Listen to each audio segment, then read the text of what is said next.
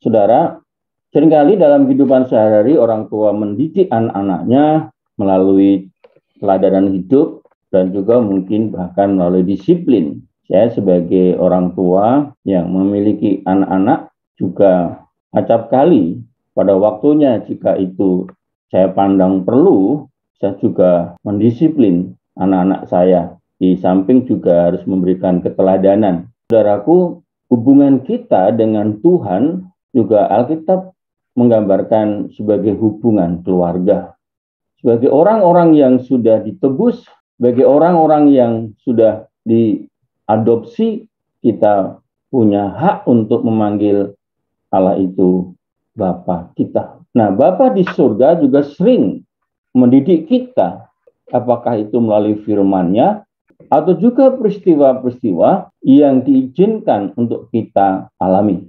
Nah, hari ini saudara, saya akan menyampaikan firman Tuhan dengan judul Didikan Tuhan. Mari kita bersama-sama membaca kitab Ibrani pasal 5, kitab Ibrani pasal 12 ayat 5 sampai 11. Ini lanjutan dari khotbah saya beberapa minggu yang lalu. Kalau ayat 1 sampai 4 berbicara tentang kunci sukses memenangkan pertandingan. Jadi saudara, di ayat 1 sampai 4 Ibrani pasal 12 itu orang percaya digambarkan seperti seorang atlet, ya, orang olahragawan yang bertanding untuk menangkan tandingan iman. Dan pada bagian ini ayat 5 sampai 11 bahwa hubungan orang percaya dengan Tuhan digambarkan seperti hubungan anak dan orang tua. Ibrani pasal 12 ayat 5 sampai 11. Dan sudah lupakah kamu akan nasihat yang berbicara kepada kamu seperti kepada anak-anak? Hai anakku, janganlah anggap enteng didikan Tuhan. Dan janganlah putus asa apabila engkau diperingatkannya. Karena Tuhan menghajar orang yang dikasihinya. Dan ia menyesah orang yang diakuinya sebagai anak. Jika kamu harus menanggung ganjaran, Allah memperlakukan kamu seperti anak. Di manakah terdapat anak yang tidak dihajar oleh ayahnya? Tetapi jikalau kamu bebas dari ganjaran yang harus diderita setiap orang, maka kamu bukanlah anak tetapi anak-anak gampang. Selanjutnya, dari ayah kita yang sebenarnya kita beroleh ganjaran dan mereka kita hormati. Kalau demikian, bukankah kita harus lebih taat kepada Bapa segala roh supaya kita boleh hidup? Sebab mereka mendidik kita dalam waktu yang pendek sesuai dengan apa yang mereka anggap baik. Tetapi dia menghajar kita untuk kebaikan kita supaya kita beroleh bagian dalam kekudusannya. Memang tiap-tiap ganjaran pada waktu ia diberikan tidak mendatangkan sukacita tetapi duka cita.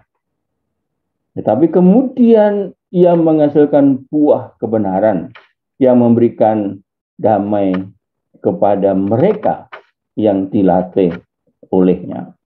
Puji Tuhan. Saudara, seperti tadi saya katakan ayat 5 sampai ayat 11 memberikan sebuah gambaran penulis kitab Ibrani ini yang menggambarkan relasi antara orang percaya dengan Tuhan itu seperti anak dan bapa. Saudara, kalau kita perhatikan dari ayat 1 sampai 4, lalu ayat 5 sampai 11, ini memang ya, sepertinya atau diduga mirip dengan tulisan Rasul Paulus di surat-suratnya.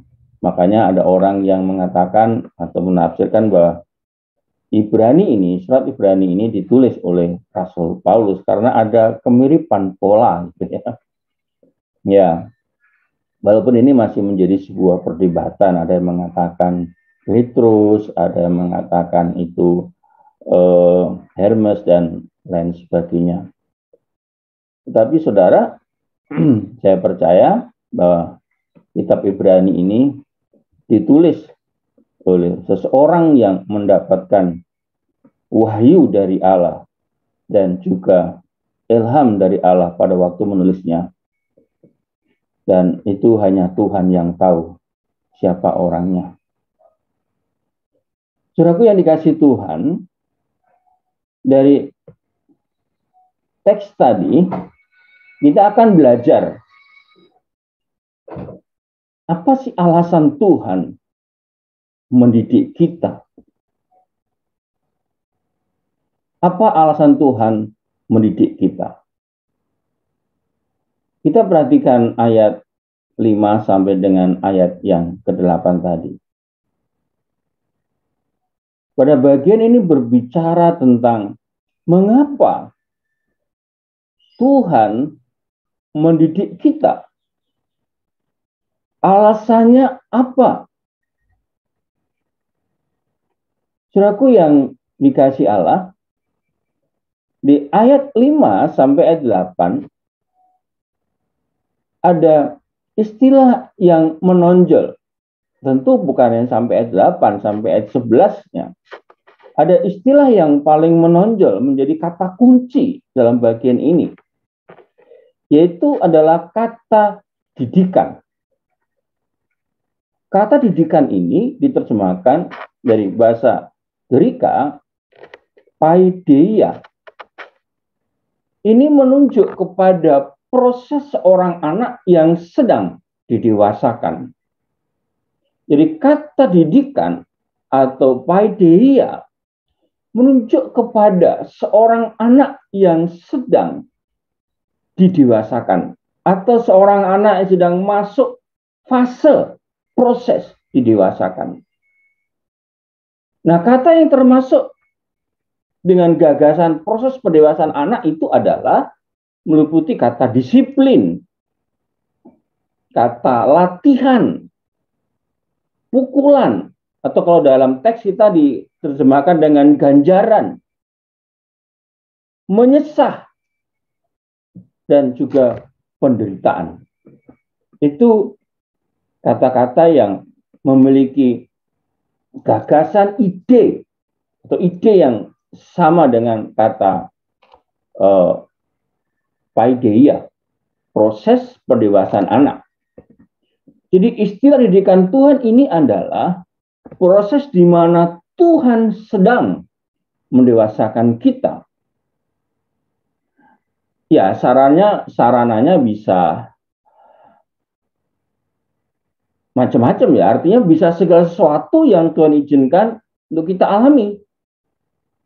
Itulah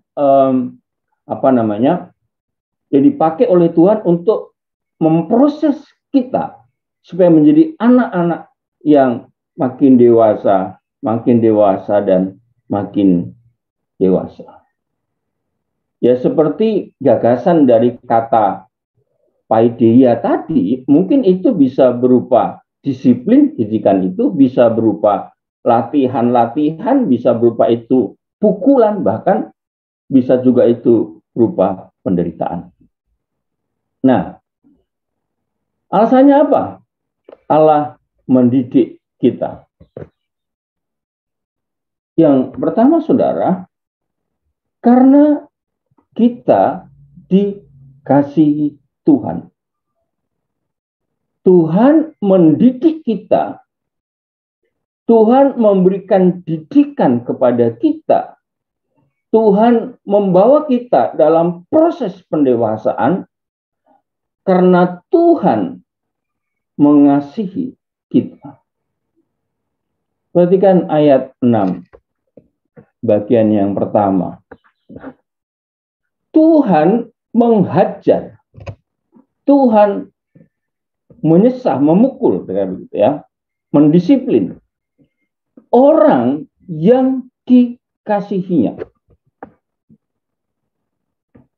Ayat 6a.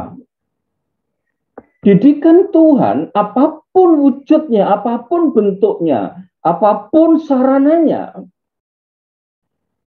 itu bukti bahwa Tuhan justru sangat sayang kepada kita. Bukan karena Tuhan membenci kita. Perhatikan, Tuhan menghajar orang yang dikasihinya. Saudara, orang tua yang menyayangi anaknya, yang mengasihi anak-anaknya, tentu dia akan mendidik, tentu dia akan mendisiplin anak-anaknya pada waktunya. Saudara, saya dikaruniai Tuhan dengan 3 putri, ya, yang orang berpikir bahwa anak perempuan itu relatif nurut gitu ya. Tapi anak saya yang nomor 1 waktu masih kecil itu memang agak aktif gitu ya, agak aktif, dan mungkin bisa dibilang agak tomboy gitu ya. Ya, kalau bermain itu kebanyakan temennya itu laki-laki gitu, saudara. Nah, satu saat kami tinggal di Tawangsari ini kan, di perumahan Griyo Taman Asri itu dekat dengan rel kereta api, saudara. Saya dapat informasi dari warga, Pak, anak Bapak itu main di rel kereta api bersama dengan teman-teman yang lain. Wah, itu bahaya sekali. Wah, saya langsung lari mencari anak saya di rel kereta api itu, saudara. Dan memang benar, ya, bersama-sama dengan teman-temannya, sebaya itu laki, perempuan. Rupanya sedang apa, saudara? Rupanya sedang memang memasang paku besar gitu, ditaruh di atas rel gitu. Maksudnya ketika ada kereta api lewat, maka paku itu menjadi pipi, lalu menjadi seperti pisau gitu. Nah, mereka lakukan itu. Langsung saya tarik tangan anak saya dan saya bawa pulang, dan sampai di rumah sudah saya jewer telinganya. Tidak cukup ya saya cubit pantatnya, cukup ya saya ambil ranting lalu saya pukul di kakinya. Dia menangis, Pak, ampun, ampun. Lalu mamanya bilang, sudahlah Pak, kasihan. Saudara, justru karena saya sayang kepada anak saya, maka dia perlu saya disiplin. Karena bermain di rel kereta api itu sangat berbahaya. Nah, dia tahu bahwa itu berbahaya. Ganjaran atau disiplin adalah bukti dari kasih Tuhan. Mari coba kita lihat dalam kitab Wahyu pasal 3 ayat 19. Wahyu pasal 3 ayat 19 dikatakan seperti ini. Barang siapa kukasihi, ayat ini itu senada dengan Ibrani pasal 12 ayat 6. Barang siapa kukasihi, ia kutegur dan kuhajar. Sebab itu relakanlah hatimu dan bertobatlah. Barang siapa kukasihi, kata Tuhan, ia kutegur dan kuhajar. Saya mencoba membandingkan dengan terjemahan masa kini. Dalam terjemahan masa kini, seperti ini bunyinya. Orang-orang yang kukasihi, mereka yang kutegur dan kucambuk. Mereka lah yang kutegur, ya, dan kucambuk. Karena itu hendaklah kalian bersemangat dan bertobatlah dari dosa-dosamu. Lagi saya coba bandingkan dengan firman Allah yang hidup supaya lebih jelas itu ya. Aku selalu menertibkan dan menghajar setiap orang yang kukasihi. Jadi aku harus menghajar kalian, kecuali kalau kalian mau meninggalkan dosa, lalu mencari Allah dengan gairah. Saudaraku, coba lihat perbandingan terjemahan itu ya. lebih mempertegas, walaupun isinya sama, tapi istilah-istilah yang dipakai lebih mempertegas bahwa orang yang dikasih oleh Tuhan itu pasti dihajar, dicambuk, ya, didisiplin. Iblis ingin supaya kita percaya bahwa kesulitan-kesulitan yang kita alami itu merupakan bukti bahwa Tuhan tidak mengasihi kita. Tuhan tidak sayang kita. Itulah pikiran-pikiran iblis yang dimasukkan kepada kita.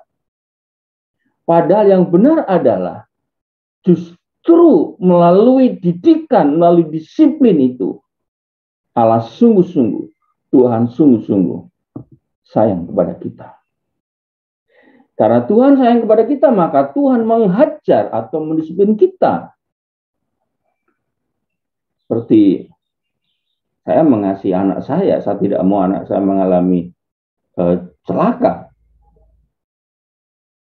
Maka supaya itu tidak menjadi kebiasaan tiap hari main di rel kereta api, saya disiplin dia. Kadang-kadang didikan Tuhan itu dapat kita lihat melalui firman-Nya, teguran, nasihat melalui firman-Nya. Atau juga melalui keadaan yang memang tidak kita harapkan, yang buat kita sulit.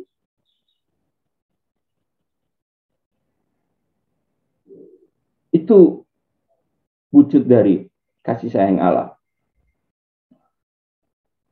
Pada saat yang lain mungkin Tuhan menunjukkan kasih-Nya dengan hajaran, dengan atau melalui penderitaan secara fisik.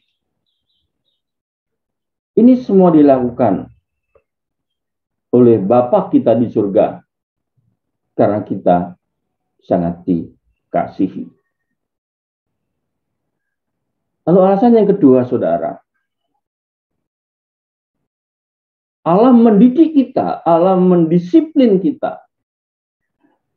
Bukan saja karena kita yang dikasihi, tetapi karena kita ini adalah anak.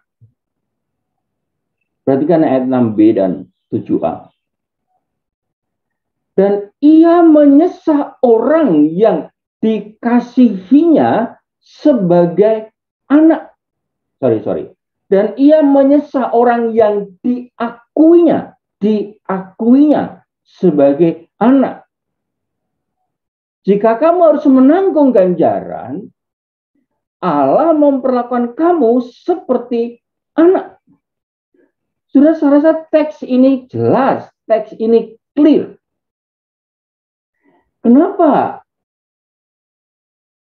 Allah mendisiplin kita? Kenapa Allah mendidik kita? Karena kita ini adalah anak. Ia menyesah orang yang diakuinya sebagai anak. Ya. Kalau kita menanggung ganjaran dari Allah, karena Allah memperlakukan kita seperti anak.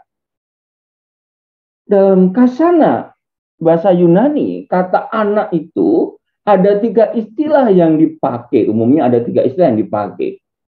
Yang pertama adalah teknon atau tekna. Ini berbicara tentang anak kandung. Ini istilah untuk anak kandung. Ya. Anak dilahirkan oleh suami, pasangan suami istri yang sah, anak kandung. Lalu istilah yang kedua dipakai kata huios. Ini anak angkat yang sah. Nanti akan saya jelaskan. Dan yang ketiga adalah notos.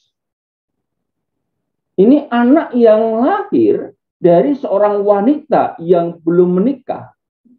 Dalam teks ini dipakai istilah anak gampang. Atau bahasa yang lazim adalah anak haram. Anak yang lahir di luar nikah. Itu pakai kata notos.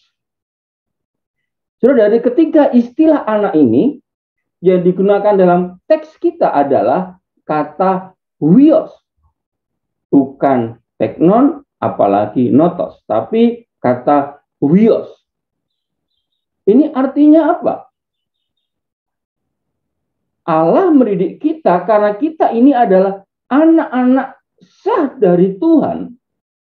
Dan kita adalah anak-anak yang sudah dewasa.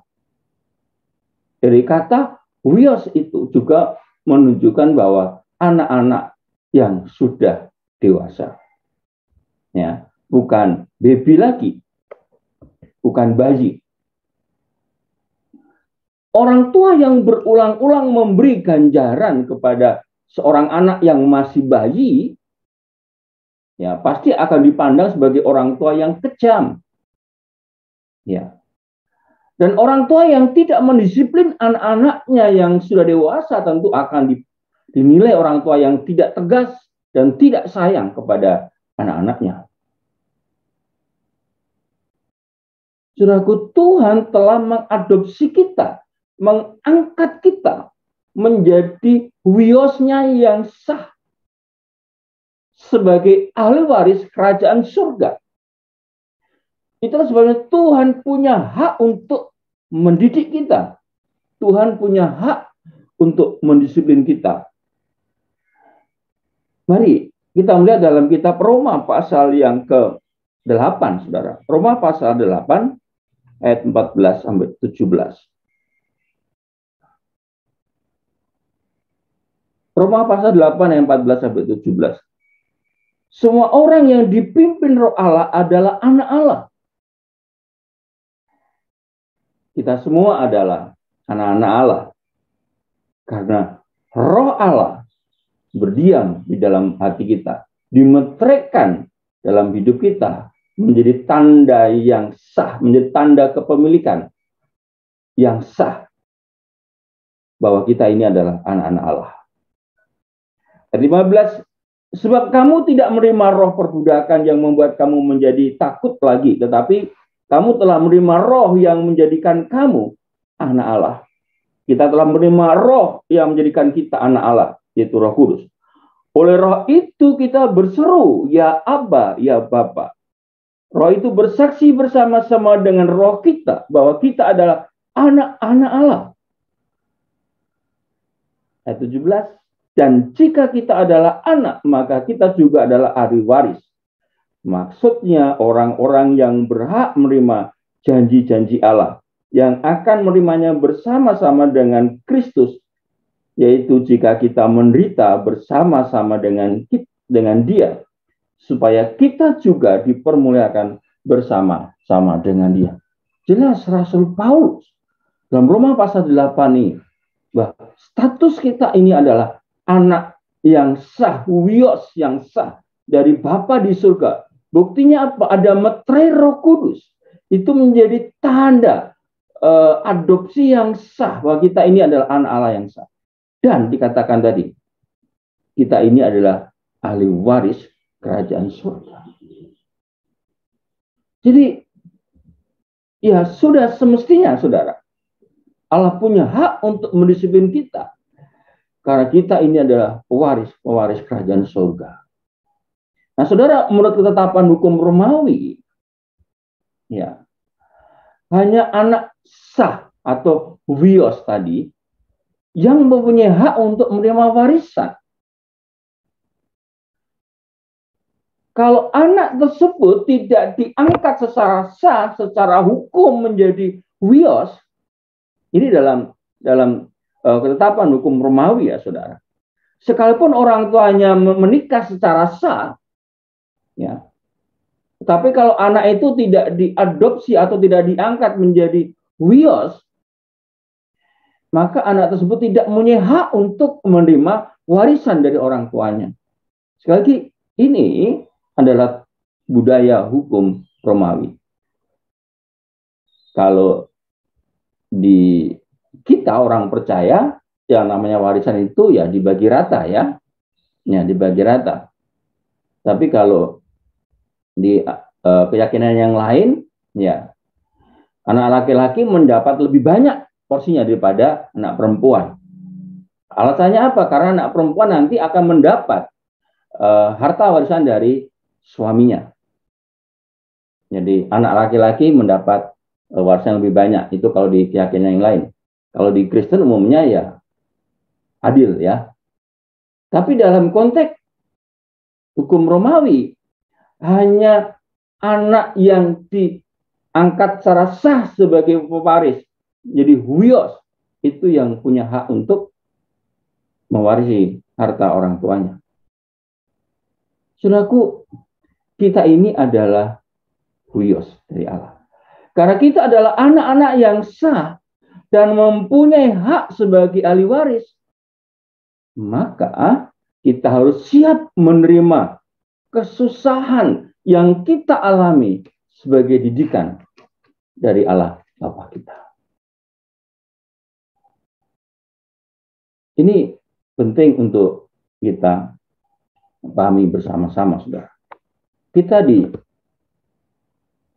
oleh Tuhan, oleh karena kita adalah anak-anak Allah yang sah. Alasan ketiga, kenapa kita dididik oleh Tuhan? Yang pertama tadi karena Tuhan mengasihi kita. Yang kedua karena kita ini adalah anak-anak yang sah dari Tuhan. Dan yang ketiga, karena kebenaran universal. Orang tua mendidik, mendisiplin anak-anaknya itu adalah merupakan kebenaran yang universal. Perhatikan ayat 7b dan ayat 8. Di manakah terdapat anak yang tidak dihajar oleh ayahnya? Tetapi jika kamu bebas dari ganjaran yang harus diderita setiap orang, maka kamu bukanlah anak, tetapi anak-anak gampang.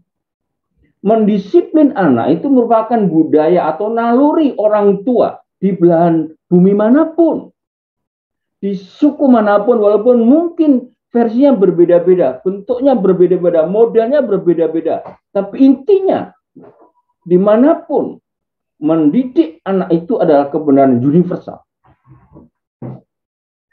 Kita semua mempunyai bapak, mempunyai ayah, mempunyai papa, dan kalau bapak kita adalah orang tua yang bertanggung jawab, maka ia pasti akan mendisiplin kita pada waktunya. Jika seorang anak dibiarkan melakukan apa saja yang dikehendakinya, maka ia akan tumbuh menjadi seorang tiran yang super egois. Tentu Tuhan tidak ingin kita menjadi anak-anak yang nakal dan tidak dewasa. Maka sebagaimana umumnya orang tua manusia, Bapa di surga kadang kala juga mendisiplin kita. Saudaraku yang dikasihi Tuhan, singkirkan pikiran-pikiran negatif yang diinjeksikan oleh iblis itu. Bahwa ketika kita sedang mengalami disiplin dari Tuhan, bukan Tuhan membenci kita, bukan Tuhan sedang menyakiti kita, dan Tuhan mencelakakan kita, tidak. Tapi karena kita mengasihi, karena Tuhan mengasihi kita, Tuhan menyayangi kita, dan karena kita ini anak, mana ada anak yang tidak pernah didisiplin oleh orang tuanya, kecuali kalau kita ini adalah anak-anak gampang, anak-anak yang tidak sah, anak-anak yang haram. Tidak mungkin Tuhan mendidik kita. Gak mungkin juga kan saya mendidik anak tetangga. Yang saya didik adalah anak saya. Saya tidak punya hak untuk mendisiplin anak orang lain sekalipun anak itu nakal. Karena itu tanggung jawab orang tuanya. Kita ini anak-anak yang sah dari Tuhan. Maka sudah sepantasnya Tuhan mendidik kita. Apalagi ini kebenaran yang bersifat universal. Yang semua orang akan melakukan. Makanya di ayat 5 tadi, saudara. Ketika kita sedang mendapatkan didikan dari Tuhan, kita tidak boleh meremehkan didikan itu. Tidak boleh anggap enteng didikan itu. Dan kita tidak boleh itu putus asa. Itu semua adalah dikatakan sebagai peringatannya. Saudara, untuk bagian-bagian berikutnya saya akan sampaikan pada waktu-waktu yang akan datang. Selamat untuk masuk dalam proses pendewasaan dari Bapa kita di surga. Terimalah dengan syukur karena saudara adalah anak yang sah dari Bapa di surga. Selamat pagi, Tuhan Yesus memberkati kita semua.